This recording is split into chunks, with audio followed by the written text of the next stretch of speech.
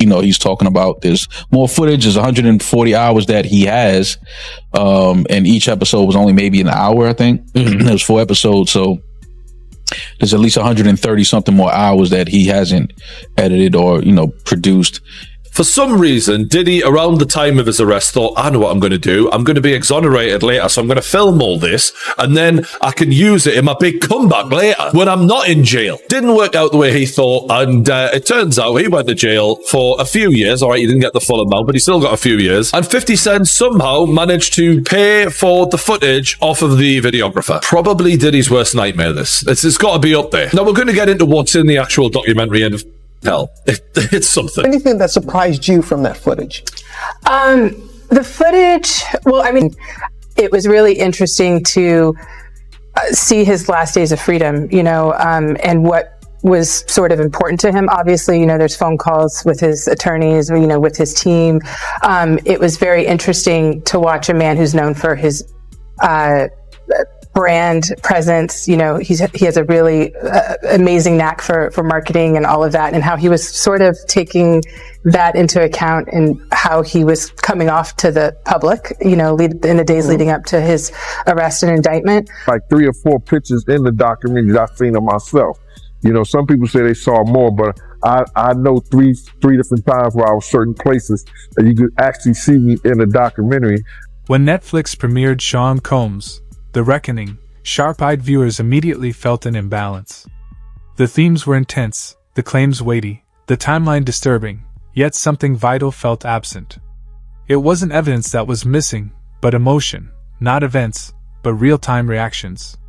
The narrative appeared tightly controlled, polished to the point of restraint.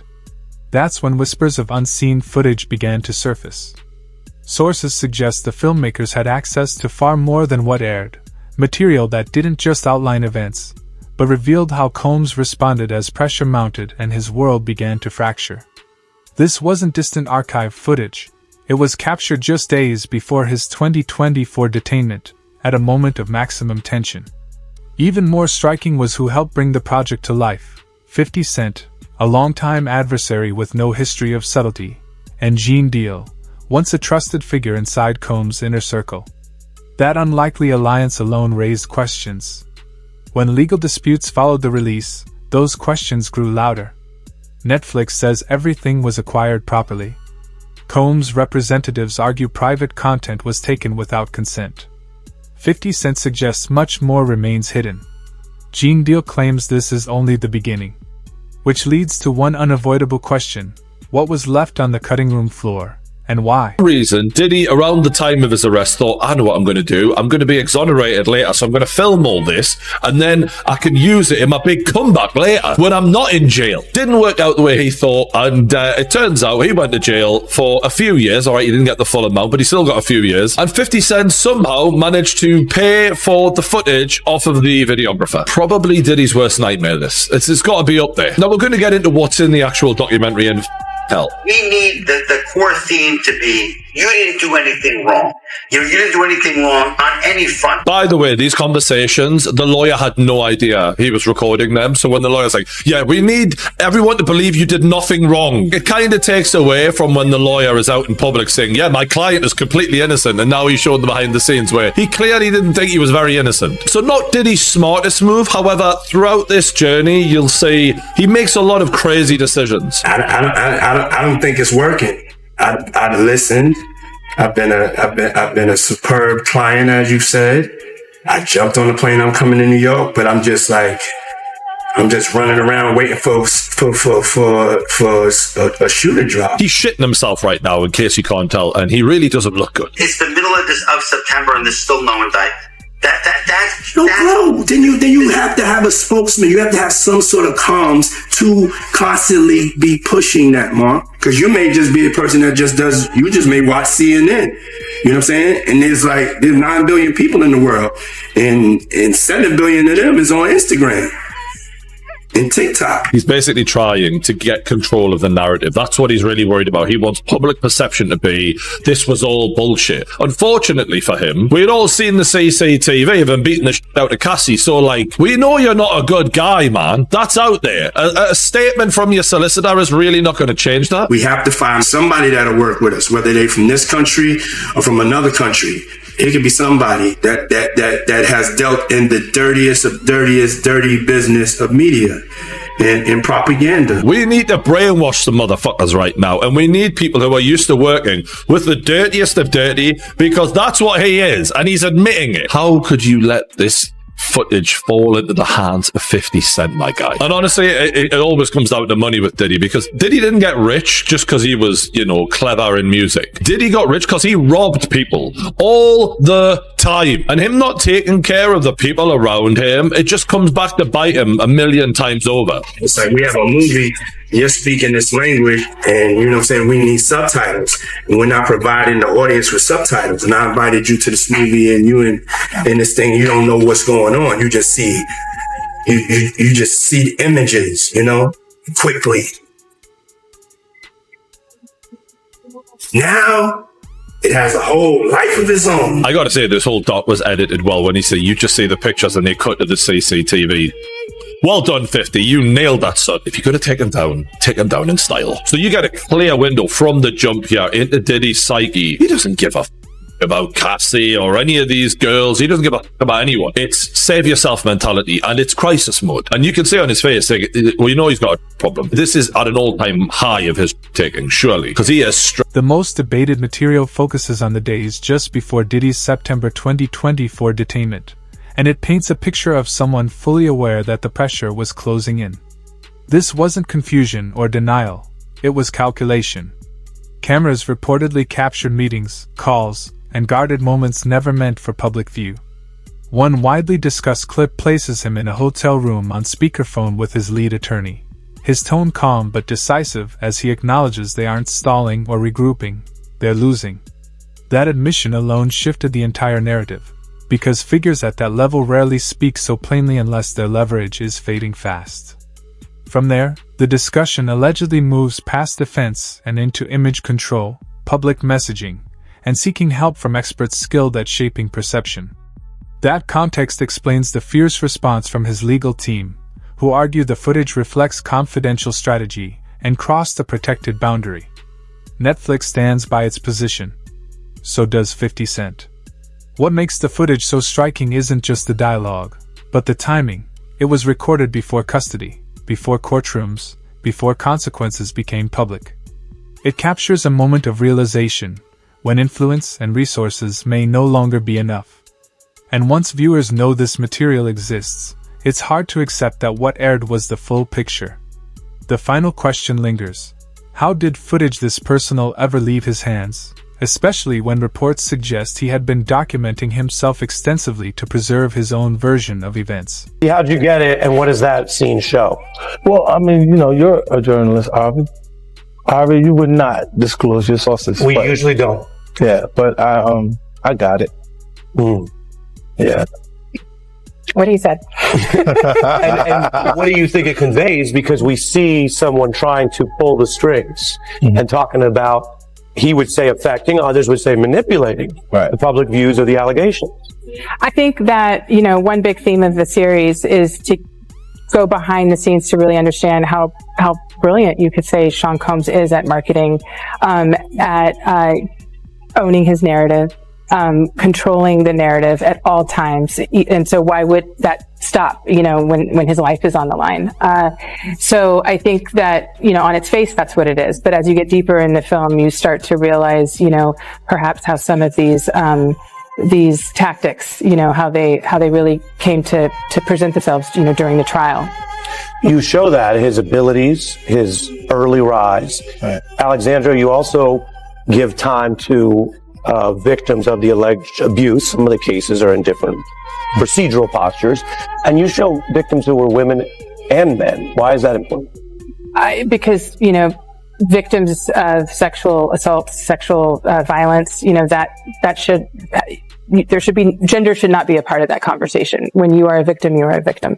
And I think that, this series was a platform in a way for these alleged victims to come forward, give their truth, put context to their situations when so much of it was ripped out, and we just the world was going for the salacious headlines, and they really had the time to tell their story.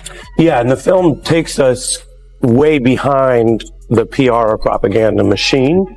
You see Diddy the day he's finding out about new suits against him while he's in New York preparing for a possible... Though it was never stated outright, the plan unraveled quietly behind the scenes. Deals stalled, payments lagged, confidence dissolved, and when trust collapses, footage turns into currency. Sources say the videographers, unsure of their protection and worn down by unmet agreements, eventually parted with the material. That's where 50 Cent's production circle is said to have stepped in. He's never confirmed the specifics, but he's never denied knowing what exists either. Instead, he applied pressure, cryptic posts, dark humor, carefully timed hints suggesting he'd seen what others hadn't. None of it was random.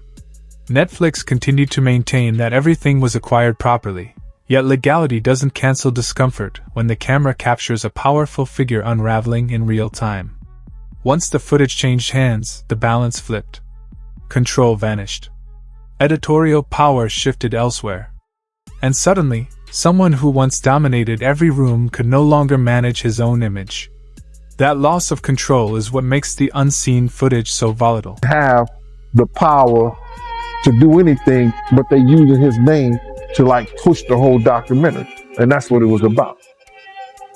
So that's why you don't see a cameo other than the pictures they used of me on the film in the documentary. I got 3 or 4 pictures in the documentary that I seen of myself. Some people say they saw more, but I know three different times where I was certain places that you could actually see me in the documentary, and that's the only thing you're going to get. But the stories that they told in the documentary, bruh, come on. They could have went a whole lot deeper. They could have did a whole lot more. So I ain't in the documentary because that lady that was the director, I think, what's her name? Alex, Alex State. You know her name, Mighty? Yo, Mighty, just give me 1 second. Give me 1 second. I'm gonna look this up, all right? Okay. Her name is Alex Stapleton. The director that I spoke to was Alex Stapleton. She was the one told me that she was the director, she was the producer, whatever, this, that, and the third, the whole 9 yards, and she was talking mad greasy to me.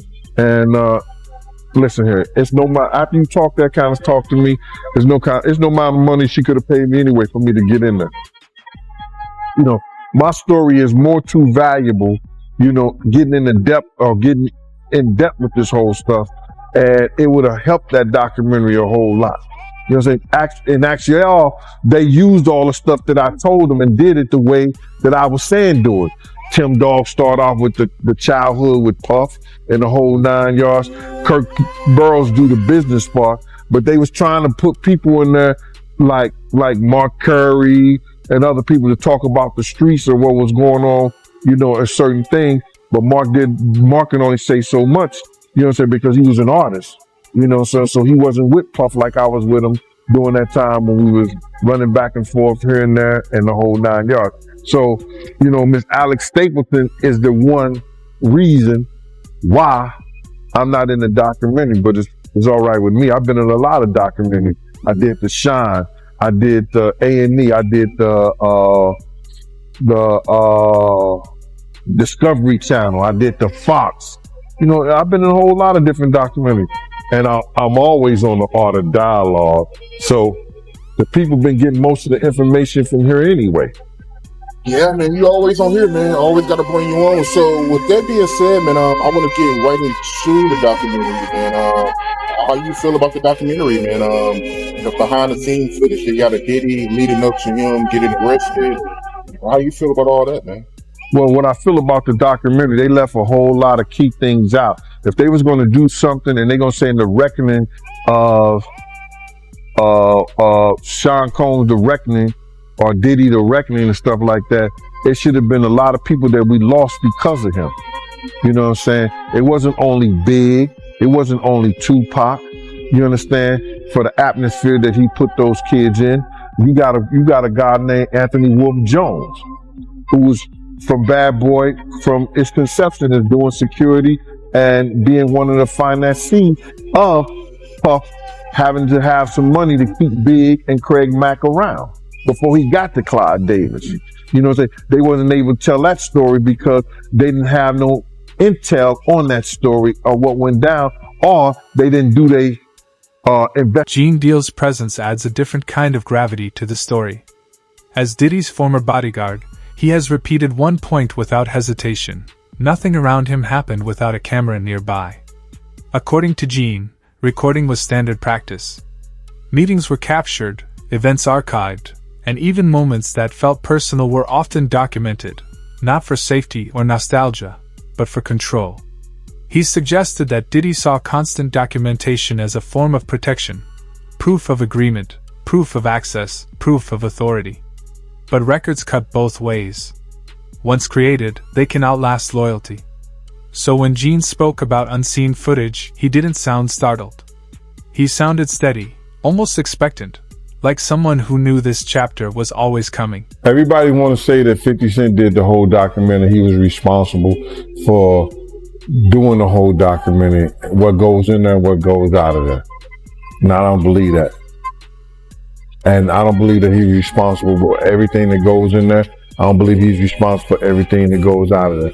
Guys want to say that he's snitching, you know what I'm saying, because he's telling his truth about what went down and what he saw or what he heard or whatever like that.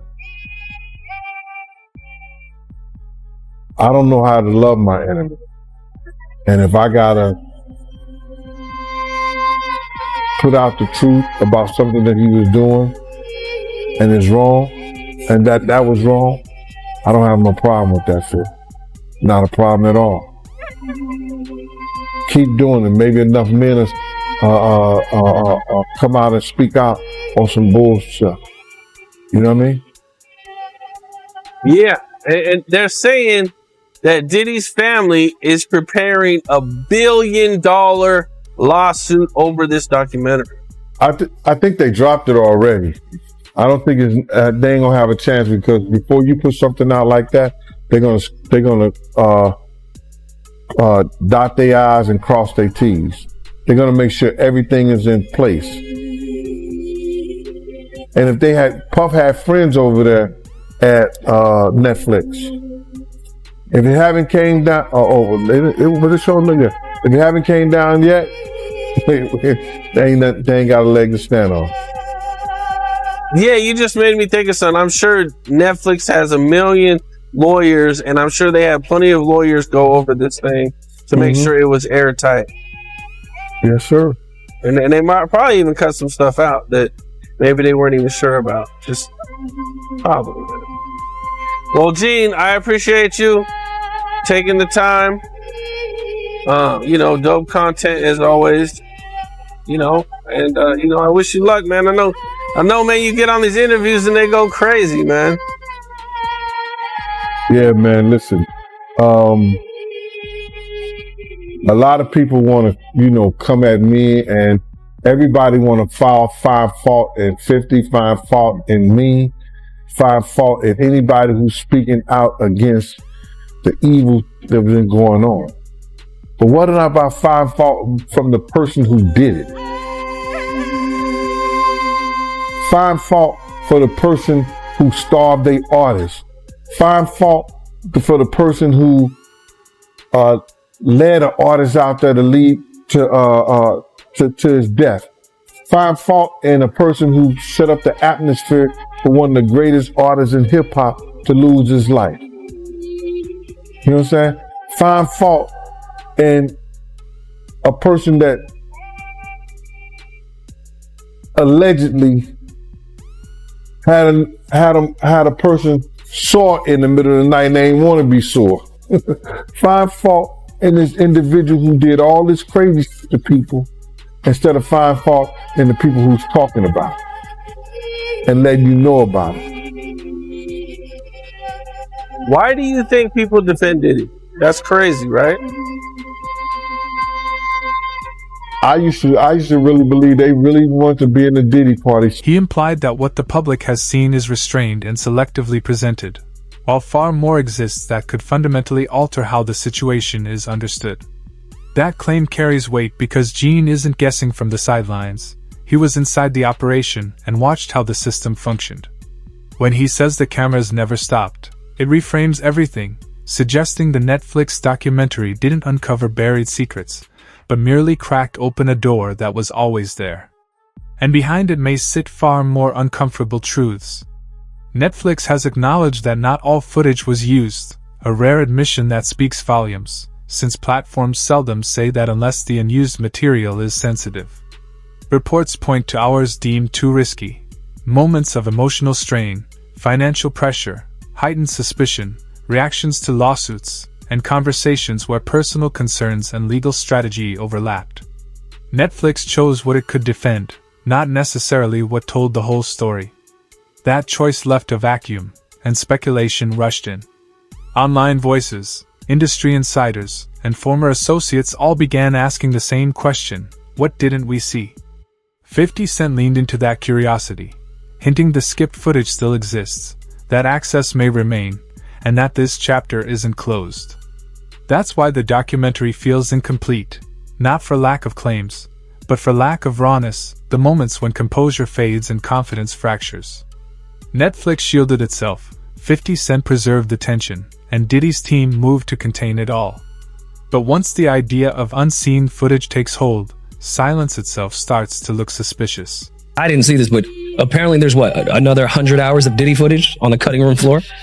So Diddy is still doing press. I mean, Diddy. 50. Diddy is not doing press. No, he's doing press on the yard. He's doing press, like he's doing push-ups. No, 50 is still doing press, and obviously with the success of the Reckoning documentary, he's talking about this more footage. Is 140 hours that he has, and each episode was only maybe an hour, I think. It was 4 episodes, so there's at least 130 something more hours that he hasn't edited or produced. And he's saying that he may put it out on YouTube just to put it out there, like on his 50 Cent Devo page. I don't know if it'll be on his page, but he just said he doesn't know if he's going to release it with Netflix or through Netflix. He might just put it out on YouTube or wherever, some other platform. But the one thing that he said that was interesting is he said because you see people out here trying to say, oh, the documentary can paint a narrative, this and the third. And his words were, if you see the rest of this footage, there will be no more, kind of like, oh, you can paint this narrative. It's pretty clear cut. The things that are being said in the documentary, the things that he still can't believe Puff, because he says that a lot. Like he can't believe Puff actually recorded all of it. Yeah. But I mean, so why does 50 not put that? If it's that damning and that crazy, why not put it in the doc? I don't know why. I don't know why he didn't put it in the doc. Maybe, the stories, maybe he had more people that he would need to interview and have sit down for the documentary to kind of go through those stories that are in there. It could be a number of reasons, but the fact that he has over 100 hours of footage of, personal footage and things like that leading up to the case, because the story is Puff felt like he was going to win the case. Yeah. And that this was going to be footage for his documentary that he would have released. The redemption. After the trial was done and things like that. So, the amount of things that he probably was recording, just going off of the fact that he felt like they were going to win the case. Yeah. And this is my footage and these guys aren't going to put it out. Yeah. Like all the crazy we're going to take out. Right. But I mean, even I did see who I think was the director of what Diddy was trying to do had mentioned that he was on vacation or was out of town and had someone fill in for him. And that's the only footage that made it to the doc because that guy sold it. So maybe that director didn't pay the person to fill in, so he owned the footage and was able to give it away.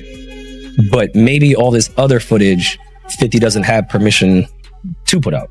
Like, okay, he could have it, but the director's like, no, this is my footage. Like, you got the other because I had my mans fill in for me for 3 days, and he has that footage now. Right. So maybe that could be it. But I mean, I don't know. I feel like 50 is so petty that if it was that crazy, he would have just put this in the doc, but who knows? I don't even want to speculate what is on the 100 hours. Yeah. After Lil Rod telling me what was going on, I don't know if I want to see it visually. I mean, you know, and for 50 to say the footage that's on there is it leaves no more room for, you know, people to kind of say, oh, you know, the narratives are being created, it's false. For 50 to say that, I mean, you know, we can only imagine the footage that. What makes the unreleased footage so volatile isn't only what it reveals about Diddy, but what it implies about the industry itself. If one powerful figure documented his world so thoroughly, it forces an uneasy question: how many others did the same? In elite circles, cameras weren't just tools for memory, they became leverage.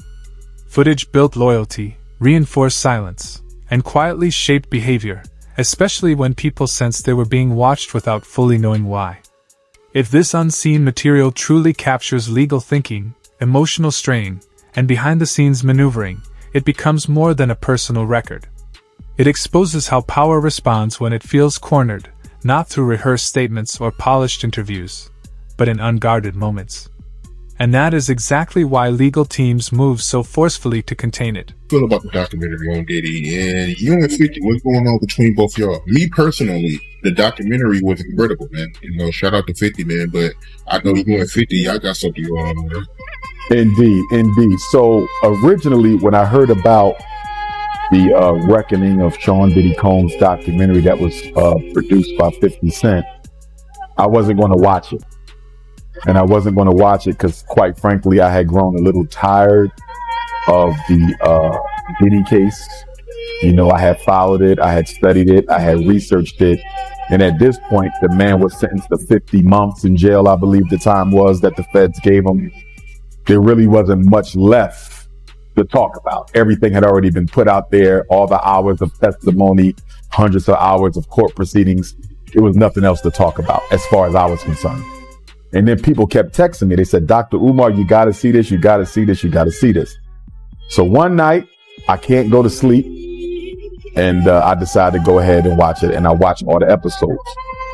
I will say that it appeared to be very well researched from the point of view that 50 Cent wanted to portray. I don't think it was balanced in that you didn't hear anything positive at all about the man, when in fact, despite the horrendous deeds, which cannot be excused at all, I still think it would have been a little bit more credible if it was a little bit more balanced. But with that being said, the documentary was done. And after watching it, well, the first thing I'm going to say is 50 Cent does a good job with documentaries. Putting the fact that I did not appreciate a black man kicking another black man who's already down, putting that to the side, he did a good job with the documentary. Like, I could see 50 Cent doing more of these. Now, I was on a stream here in Philly a couple weeks ago with a young brother, and the question came up, and I said that, in my opinion, watching that documentary was an exercise in self-hatred, because it was. Whenever black people tear down black people, especially when they've already been torn down, it's self-hate, because we never show that energy with no other community. We have been done wrong so much and so often by Caucasians, and yet we never do a documentary on them. Do you realize, Art, there hasn't been a single documentary done on the police who have unalived all of these innocent, unarmed black people? Where's the documentary on the police officer who killed Tamir Rice? Where's the documentary on the police officers who murdered Breonna Taylor? Where's the documentary on the police officers who murdered Sonia Mancy or Sandra Bland or Freddie Gray or Philando Castile or Alton Sterling or Amir Pope? Look at all of this. This goes beyond any single figure. It's about precedent. If material like this can emerge, then years of carefully constructed reputations suddenly look fragile. Insiders understand that risk, which is why the responses have been muted, the statements carefully vague, and former allies quietly stepping back without explanation. That silence isn't uncertainty, it's strategy. The real concern isn't public judgment of past behavior, but the possibility that cameras captured realities never meant to be acknowledged. Conversations that reveal how stories are shaped, how crises are handled, and how influence operates behind closed doors. If that footage ever appears in full, it doesn't just rewrite one narrative. It pulls an entire system into view. And that is what truly unsettles those watching. This story is no longer just about a documentary. It's about who controls the truth when authority breaks down. Cameras once existed to safeguard an image. Now they may be the very thing that dismantles it. Finn had a right to make that document. If Puffy did to that woman that 50 used to date, the things that people claim he did, and allowed to be done to her, even with her permission, you don't do that as a black man. That is conduct unbecoming a black man, and I would have to say that Curtis 50 Cent Jackson was justified in making a documentary art. Because if I was him, if I was in 50's shoes, I might have done a documentary too. You feel me? I'm going to be honest. You do that to my baby mom, even if I don't like her no more, even if I'm not on good terms with her no more, no matter what we've been through, you knew that was my baby mom. You knew that was my girlfriend. And you do that? You have her doing all this with you and other people, and you know that was my shorty at one time? Bro, that's a complete violation of the G Code art. So with that being said, 50 Cent had a personal reason to do that documentary, and I can't say he's wrong for it. Now, with that being said, Art, watching that documentary, I came to three conclusions. Number one, black people are hypocrites. We are probably the biggest spiritual hypocrites in America. And I'm going to say that, Art, because we are the most spiritual people in America. We are the most religious people in America. We brought religion to America. We gave it to the world. But the reason I say black people, after watching that documentary, have to be the biggest spiritual hypocrites in America, is I'm seeing all these people. And I'm not talking about everybody. I want to be clear. I'm not talking about 50 Cent and Gene Deal didn't just surface footage. They challenged the belief that power guarantees silence. Netflix revealed part of the narrative, but not all of it, and the audience can feel that gap. The most unsettling element isn't what's already been shown. It's what may still be buried, secured, withheld, waiting. Because once people suspect there's more, trust in the visible story starts to fracture. So the real question isn't whether additional footage exists. It's this: if it ever emerges, will it confirm what many already suspect, or expose something far more damaging than anyone anticipated? Share your thoughts in the comments. If you found this breakdown compelling, subscribe to stay ahead of what comes next, and until then, stay sharp.